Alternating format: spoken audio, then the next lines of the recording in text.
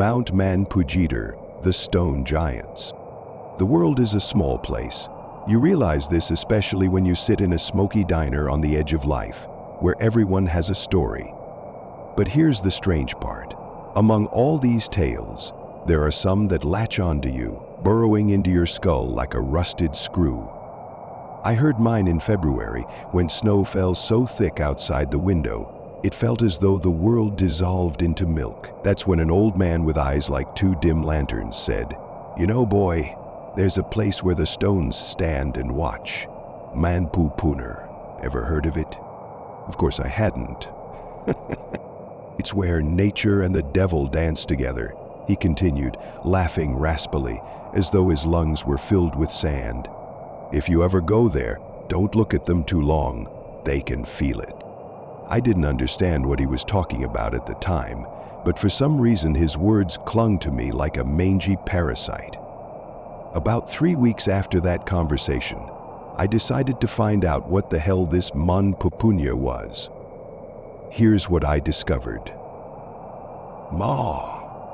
After more than 3 years and not once seeing Manpupuner, I actually found Manpupuner is a formation of 7 stone pillars in Komi, set deep in the wilderness of the Ural Mountains.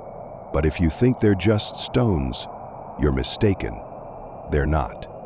They're different. The stones rise up to 42 meters, 137 feet, tall, lean, almost skeletal thugs with shoulders draped in invisible skin. Others look like massive columns, remnants of some ancient temple. When you look at photographs of them, it feels as though these stones hold some profound, agonizing thought, as if they know something you don't, but want you to figure it out on your own. Legends say these were once giants. The local Mansi people tell stories of how these stone monsters of frozen warriors turned to stone by a shaman. They came to destroy, but they never arrived. Just like that. But tell me, when are legends ever just stories? And why did a chill run down my spine when I looked at their images? You won't find Manpupuner on most maps.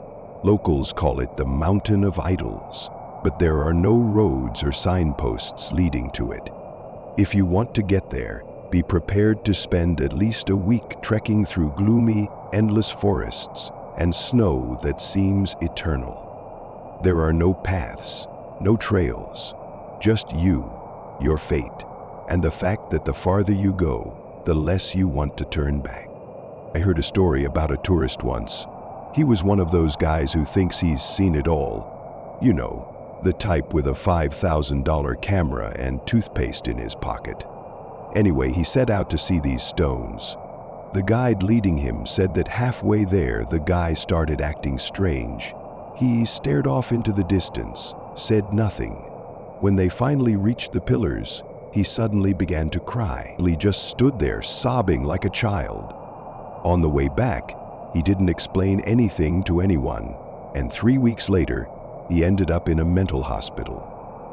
For some reason, he destroyed all the photos he'd taken of Manpupuner. I can't shake the feeling that these pillars are more than just the result of erosion. Geologists say that millions of years ago, there were mountains here, eroded over time by wind and rain. Only the hardest rocks remained. But if you saw them, you'd wonder too. They stand too, purposefully, as if someone left them there intentionally. And it's not just the stones themselves. This place, it's wrong somehow. People who visit say the air feels heavier. Sounds become muffled, like in a padded room. Sometimes you hear whispers, even though no one is around. Manpupuner makes you think about things you'd rather forget, about the fears you won't admit even to yourself. And when you leave, if you leave, the place stays with you. It doesn't let go. The strangest thing is the silence. Around the stones, it's absolute. Even the wind, which sweeps across the plateau, seems quieter, as if it doesn't want to disturb them.